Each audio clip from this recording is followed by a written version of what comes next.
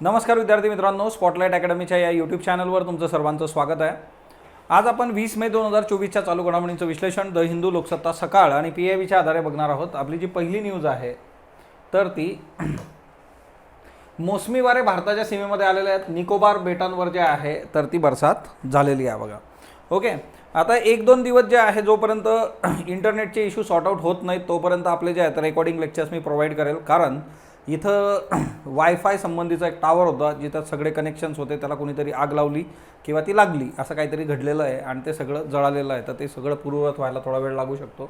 मोसमी वारे भारताच्या सीमेमध्ये निकोबार बेटांवर जे आहे तर ते पोहोचलेले आहेत। सो आता आपली कृषी आधारित अर्थव्यवस्था आहे आणि या अर्थव्यवस्थेचा कणा जो आहे तो म्हणजे नैऋत्य मोसमी वारे।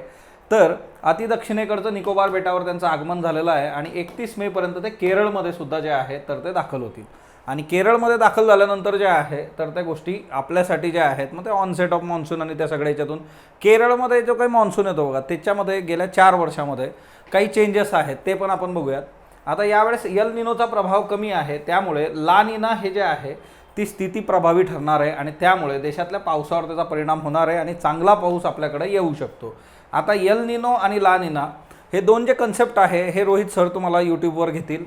दुसरी महत्त्वाची बाब, सरासरीपेक्षा अधिक पावसाची शक्यता आहे, कारण ला निना हा जो आहे तो डॉमिनंट असणार आहे। यल निनोमुळे काय होतं, बऱ्याचदा ड्रॉट और दुष्काळजन्य परिस्थिती जी आहे तर ती निर्माण होते। सरासरीपेक्षा अधिक पावसाची शक्यता असून ऑगस्ट-सप्टेंबरपर्यंत पाऊस जो आहे तर तो टिकणार आहे असा एक याच्यामध्ये मुद्दा आहे। देशातल्या अनेक भागामध्ये उष्णतेची तीव्र लाट आहे बघा, काही ठिकाणी जवळपास टेम्परेचर 48 अंश सेंटीग्रेडपर्यंत गेलेलं आहे। दक्षिण भारतामध्ये एप्रिलमध्ये उष्णतेची लाट होती, आता ती कमी झालेली आहे बघा आणि ओव्हरऑल जे आहे टेम्परेचरने जे आहे बरेचसे विक्रम केले जातात। वेगवेगळ्या ठिकाणी कधी तिथं जेवढं टेम्परेचर नव्हतं ते यावर्षी लोकांनी अनुभवलेलं आहे आणि त्याच्यामुळे जे आहे अतिउष्णतेमुळे वीज निर्मितीवर त्याचा ताण पडतो बघा। AC मोठ्या प्रमाणावर वापरले जातात, बऱ्याच गोष्टी होतात, जलस्रोत कोरडे होत आहेत बघा, दुष्काळ सदृश्य परिस्थिती आहे, त्यामुळे मोसमी वारे सक्रिय असल्यामुळे लवकर आपल्याला दिलासा मिळू शकतो असं एकंदर जे आहे तर ते चिन्ह आहे। निव्वळ लागवडी खालचं क्षेत्र जर तुम्ही भारतातलं बघितलं तर ते 52% शेती जी आहे तर ती खरीपाची आहे आणि जर चांगला पाऊस असेल तर ती खरीपाची शेती जी आहे चांगल्या पद्धतीचं प्रोडक्शन देऊ शकते, चांगलं पीक येऊ शकतं। हवामान विभागाच्या माहितीनुसार केरळमध्ये मान्सून दाखल होण्याच्या तारखांमध्ये 150 वर्षांमध्ये मोठे बदल झालेले आहेत बघा। 2020 पासून जर तुम्ही बघितलं तर अनुक्रमे 2020ला 1 जून, 21ला 3 जून, 22ला 29 मे आणि 23ला 8 जून अशा पद्धतीने जे आहे मॉन्सून जो आहे तर तो आलेला आहे केरळमध्ये। म्हणजे इथं 1 जून, 3 जून, 29 मे, 8 जून असा सगळा कालावधी हा आहे। आता केरळमधून जवळपास 1 हप्त्यामध्ये किंवा एका वीकमध्ये, आठवड्याभरात सिंधुदुर्ग जिल्ह्यातून मोसमी पाऊस राज्यामध्ये प्रवेश करतो आणि 7 ते 8 जूनपर्यंत मान्सून राज्यामध्ये येतो आणि ती येण्याची शक्यता आहे बघा। सो ही आपल्यासाठी एक चांगली बाब असणार आहे, या वर्षासाठी शेतकऱ्यांसाठी महत्त्वाची बाब असणार आहे। सो एवढं मात्र आहे की या सर्व प्रोसेसमध्ये आपण पाण्याचा वापर जो आहे तो सदुपयोग केला पाहिजे, एवढं क्लिअर आहे बघा। राजकीय पक्षांच्या नोंदणीचा मुद्दा जो आहे किंवा त्यांच्या मान्यतेचा मुद्दा, याच्यावर द हिंदूला एक आर्टिकल आलं होतं ज्याचे रेफरन्सेस आपण बघितले होते। आता परत जे आहे या संबंधीचा एक रेफरन्स आहे तो म्हणजे काय की निवडणूक आयोगाने आदर्श आचारसंहिता जी आहे MCC त्याच्या अंमलबजावणीबद्दल एक अहवाल प्रसिद्ध केला होता। आयोगाने अहवालात असं म्हटलं होतं की स्टार प्रचारक जे असतात बघा त्यांनी वर्तणुकीच्या माध्यमातून आदर्श प्रचाराचं उदाहरण जे आहे तर ते घालून द्यावं। आता स्टार प्रचारक जे आहे की म्हणजे त्या पक्षाचे प्रमुख प्रचारक जे असतात बघा त्यांनी कसल्याही पद्धतीने आचारसंहितेचा भंग करू नये अशी एक साधी सरळ बाब आहे। आता इथं जे आहे घटनेतली जी मूल्य आहे त्याची पायमल्ली इथं होऊ नये असा एक मुद्दा आहे, किंवा निवडणूक आयोगाकडे आदर्श आचारसंहितेच्या अंमलबजावणीसाठी अधिकारांवरून वाद निर्माण होणं जे आहे हे कॉमन आहे। आता लोकप्रतिनिधी कायदा किंवा रिप्रेझेंटेशन ऑफ पीपल्स ॲक्ट 1951 जो आहे त्याच्यामध्ये कलम 29A मध्ये निवडणूक आयोगाकडे राजकीय पक्षांची नोंदणी करणं किंवा आवश्यक असलेल्या बाबी नमूद करण्यात आलेल्या आहेत। सो नोंदणी जे आहे इलेक्शन कमिशन करतं। हा रेफरन्स आपण ऑलरेडी बघितला होता। त्याचबरोबर जे आहे की ज्या व्यक्ती किंवा संस्थेला राजकीय पक्षाची नोंदणी करायची आहे त्यांनी निवडणूक आयोगाकडे नव्या पक्षाची घटना सादर करणं अपेक्षित असतं। तसेच पक्षाने भारतीय राज्यघटनेतील समाजवाद, धर्मनिरपेक्षता, लोकशाहीच्या तत्वांवर निष्ठा ठेवणं अपेक्षित असतं। म्हणजे एखाद्या राजकीय पक्षाला ज्यावेळेस नोंदणी दिली जाते तर त्या राजकीय पक्षाने आपल्या संविधानाशी एकनिष्ठ असणं, त्यातल्या मूल्यांचा जो आहे म्हणजे मूल्यांना अंगीकारणं हे फार क्लिअर आहे याच्यामध्ये. जर तुम्ही तसं करत नसाल तर त्या राजकीय पक्षाची मान्यता जी आहे तर ती रद्द करायची का, किंवा ते अधिकार मग तुम्ही निवडणूक आयोगाला देणार का, असा सरळ मुद्दा आहे बघा. देशाचं सार्वभौमत्व, एकता, अखंडत्व टिकून राहण्यासाठी प्रयत्न करण्याचं आश्वासन पक्षांकडून घेण्यात येतं. थोडक्यात पक्ष संस्थापकांना हा नवा पक्ष जो आहे भारतीय राज्यघटनेवर विश्वास ठेवेल आणि त्याप्रती निष्ठा बाळगेल अशी खात्री निवडणूक आयोगाला द्यावी लागते. पण बऱ्याचदा असं निदर्शनास येतं की पक्ष जे आहे या मूल्यव्यवस्थेला जे आहे बाजूला ठेवून काम करतात. आता नोंदणीकृत राजकीय पक्षांना काही बेनिफिट असतं का, तर यस. प्राप्तिकर कायदा 1961 इन्कम टॅक्स जे आहे तिच्यामध्ये कलम 13 अंतर्गत प्राप्त झालेल्या देणग्यांसाठी प्राप्तिकर परताव्यामध्ये सूट मिळते. इन्कम टॅक्स वगैरे भरायची गरज नाही आहे. लोकसभा किंवा राज्यातील विधानसभा यांच्या सार्वत्रिक निवडणुका लढवण्यासाठी पक्षाची ओळख म्हणून एकमेव चिन्ह जे आहे तर ते प्राप्त होतं. निवडणूक प्रचारादरम्यान 20 स्टार प्रचारक निवडण्याची मुभा असते. आता बघा तुम्हाला हे जे स्टार प्रचारक असतात मग यांचं जे एक्सपेन्सेस आणि त्या गोष्टी आहेत तर त्या याच्यामध्ये इन्क्लूड केल्या जात नाही. मग तो एक बेनिफिट ते आहे त्या राजकीय पक्षाला असतो. असे सगळे जे आहे नोंदणीकृत पक्षांना मिळणारे जे आहे काही सवलती. आता भारतामध्ये जवळपास 2790 सक्रिय नोंदणीकृत राजकीय पक्ष आहेत. सक्रिय म्हणजे नोंदणी आहे पण काही करत नाही ते सोडून द्या तुम्ही. आता कोणत्याही संघटना किंवा संस्थेला एखादा राजकीय पक्ष स्थापन करण्यासाठी लोकप्रतिनिधित्व कायदा 1951च्या कलम 29 अंतर्गत भारतीय निवडणूक आयोगाकडे नोंदणी करणं आवश्यक आहे. मान्यताप्राप्त आणि अमान्यताप्राप्त या दोनपैकी एका श्रेणीमध्ये तो पक्ष येऊ शकतो की त्याला मान्यता दिली किंवा नाही मान्यता दिली. निवडणूक चिन्हांशी संबंधित आरक्षण आणि वाटप 1968च्या आदेशात सांगण्यात आलेलं आहे की एखाद्या पक्षाला निवडणुकीत मिळालेली मतं किंवा जागा यांच्या संख्येनुसार राष्ट्रीय पक्ष किंवा प्रादेशिक पक्ष म्हणून मान्यता दिली जाऊ शकते. एखादा पक्ष हा नॅशनल पॉलिटिकल पार्टी आहे किंवा स्टेट तर त्याचे निकष जे आहे ते ऑलरेडी आपण जे आहे पॉलिटीमध्ये शिकलेलो आहोत. त्याचबरोबर नोंदणी केलेल्या पक्षांना नोंदणीकृत अमान्यताप्राप्त राजकीय पक्षाचा दर्जा दिला जातो. सध्या देशामध्ये मान्यताप्राप्त असे 6 राष्ट्रीय पक्ष आहे, 61 प्रादेशिक पक्ष आहे बघा. नोंदणीकृत अमान्यताप्राप्त राजकीय पक्षांपैकी 1/3 कमी पक्ष जे आहेत ते निवडणूक लढवतात असं निवडणूक आयोगाच्या लक्षात आलेलं आहे. मात्र निवडणूक नोंदणीकृत पक्षाने निवडणूक लढवावी की नाही आणि त्या पक्षांतर्गत निवडणूक घेतली नाही म्हणून त्याचा दर्जा काढून घेण्याचा अधिकार लोकप्रतिनिधित्व कायद्याने निवडणूक आयोगाला दिलेला नाही आहे. आता बघा 2 गोष्टी असतात की नोंदणीकृत पॉलिटिकल पार्टी जी आहे ती निवडणूक लढवते वा नाही लढवत. त्यांनी निवडणूक लढवली पाहिजे. किंवा दुसरी गोष्ट जी आहे की त्यांनी अंतर्गत निवडणुका घेणं. आता सगळे जे काही शिवसेना असेल, राष्ट्रवादी काँग्रेस पक्ष याच्या ज्या काही केसेस झाल्या या केसेसमध्ये एक गोष्ट अशी होती की जे पक्षाचे प्रमुख आहेत किंवा ज्यांच्या हातात त्या पक्षाचा सगळा जो आहे म्हणजे सर्वेसर्वा जे आहेत तर त्यांनी पक्षांतर्गत लोकशाही टिकवलेली आहे का याच्यावर डिबेट झालेले आहेत.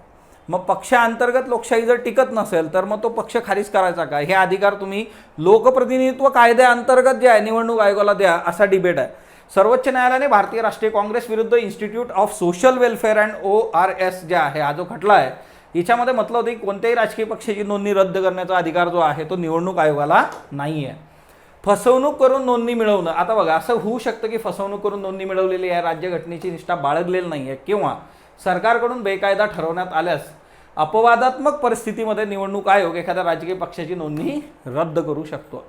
एक्सेप्शनल केस आहे पण ते अधिकार सरळ तुम्ही अजून दिलेलं नाही. कधीच निवडणूक न लढवणारे नोंदणीकृत किंवा अमान्यताप्राप्त राजकीय पक्ष प्राप्तिकर परताव्यामध्ये मिळालेल्या सवलतींचा गैरवापर करू शकतात ही चिंता कायम आहे. कारण पैसे अवैध आर्थिक व्यवहारांसाठी वापरले जाऊ शकतात. आदर्श आचारसंहितेनुसार जात आणि धार्मिक भावनांच्या आधारावर मतदारांना आमिष दाखवून मतं मागणं किंवा मतदारांना पैसे वाटणं म्हणजे ज्या चुकीच्या बाबी आहेत त्याच्या आधारे या गोष्टी करणं जे आहे हे फार कॉमन तुम्हाला दिसतं बघा. सो राजकीय पक्ष याच्यामध्ये दोषीही ठरतात पण याच्यामध्ये काय होतं जास्तीत जास्त प्रचार करणाऱ्याला प्रतिबंधित केलं जातं बघा. मग याच्यामध्ये सिंपली जे आहे 2-3 दिवसांसाठी जो प्रचारक आहे त्याला तुम्ही प्रतिबंधित करता की त्यांनी प्रचार करू नये, 2 दिवसांसाठी आराम करावा, नंतर जे आहे तुम्ही करू शकता प्रचार.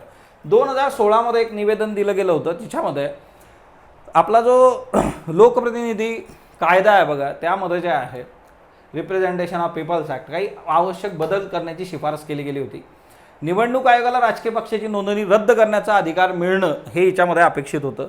राजकीय पक्ष सलग 10 वर्षे निवडणूक लढवू न शकल्यास त्याची नोंदणी रद्द करण्यासाठी आवश्यक असलेल्या सुधारणा कायद्यांमध्ये तुम्ही बदल करणं जे आहे ते लॉ कमिशननी पण म्हणजे विधी आयोगाने पण सांगितलं होतं 255व्या अहवालामध्ये 2015मध्ये यांनी म्हटलेलं होतं. म्हणजे तुम्ही नोंदणी केलेली पण 10 वर्ष आले तुम्ही निवडणूकच लढवत नाही.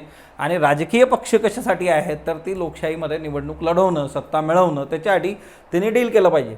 आता याची अंमलबजावणी हवी किंवा निवडणूक चिन्हांशी संबंधित वाटप कायद्याच्या कलम 16मध्ये नमूद केलेलं आहे की मान्यताप्राप्त राजकीय पक्षाने आदर्श आचारसंहिता पाळली नाही तर आयोगाच्या कायदेशीर सूचनांचं पालन केलं नाही तर मान्यता रद्द करण्याचा किंवा काही काळासाठी मान्यतेला स्थगिती देण्याचा अधिकार निवडणूक आयोगाला आहे.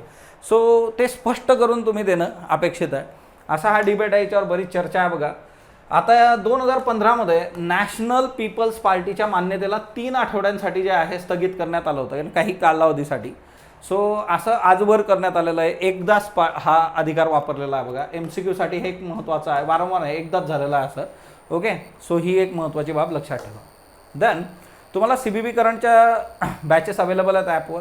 टेस्ट सिरीज अवेलेबल आहे, राज्यसेवा कंबाईन. सो तुम्ही ऑनलाईन ऑफलाईन UPSC करू शकता test series. Mentorship program, daily mentorship, combine आणि राज्यसेवा 90 डेज 61 डेज जे आहे तर त्यामध्ये तुम्हाला इनरोल करता येईल. सब्जेक्ट वाईज कोर्सेस आहेत त्यात तुम्ही इनरोल करू शकता. आर्मीला 27,000 AK-203 रायफल्स मिळालेल्या आहेत बघा जॉईंट व्हेंचरमधून. आता हे जॉईंट व्हेंचर कोणाचं आहे? भारत आणि रशियाचं आहे. एक तर काय झालं, रशिया युक्रेनच्या युद्धामुळे जे आहे ह्या सगळ्या गोष्टी ज्या आहेत त्या लांबणीवर पडत होत्या, परंतु आता जवळपास 27,000 ज्या आहे तर त्या AK-203 रायफल्स आपल्याला मिळालेल्या आहेत.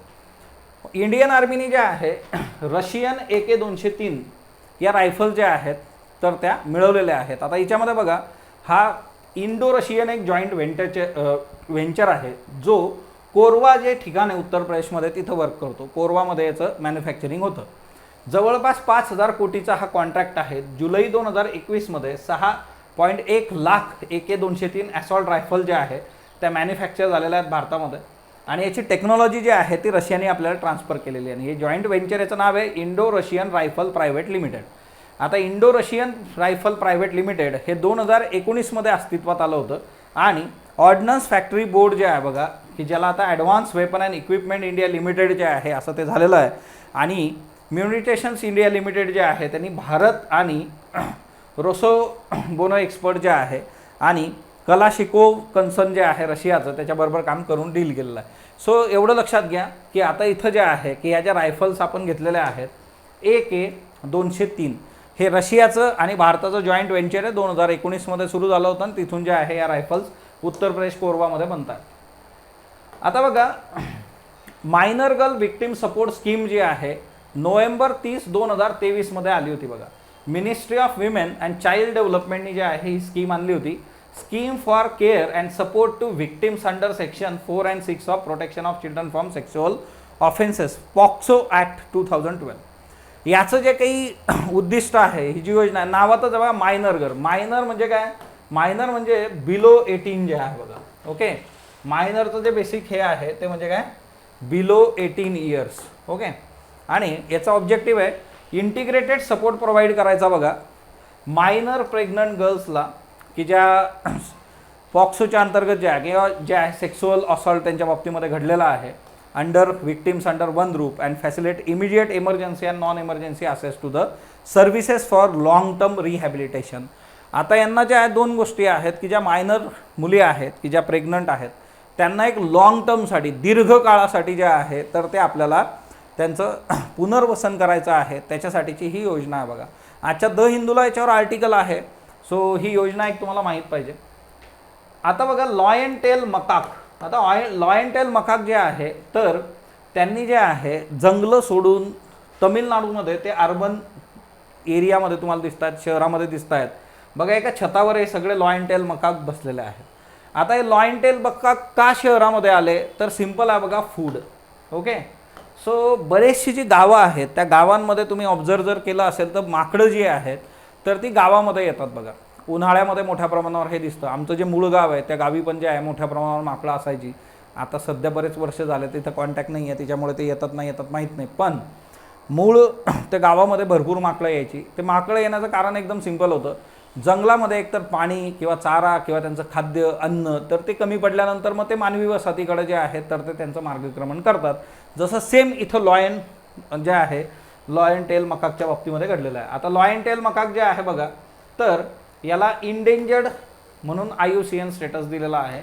IUCN red list 2020 endangered species आहे बघा, संकटग्रस्त. जवळपास 2500 मॅच्युअर इंडिव्हिज्युअल जे आहे ते डिस्ट्रीब्युटेड आहे.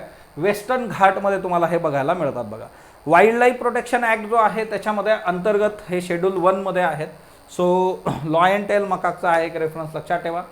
कालचा एक प्रश्न होता बघा, हेअर कट कशाशी संबंधित आहे, बँकिंग सिस्टीम. आपण कालही बघितलं होतं हेअर कट काय असतो. हेअर कट काय आहे की समजा 100 रुपयाचा एखादा ॲसेट तुमचा आहे, तो तुम्ही बँकेकडे घेऊन गेला आणि बँकेला लोन मागितलं, तर बँक काय करते, याच्यामध्ये काहीतरी जे आहे रुपये X रुपये जे आहे ते मायनस करूनच मग तुम्हाला पैसे देईल. समजा बँकेने 20 रुपये 30 रुपये आपले 70 रुपये तुम्हाला दिले.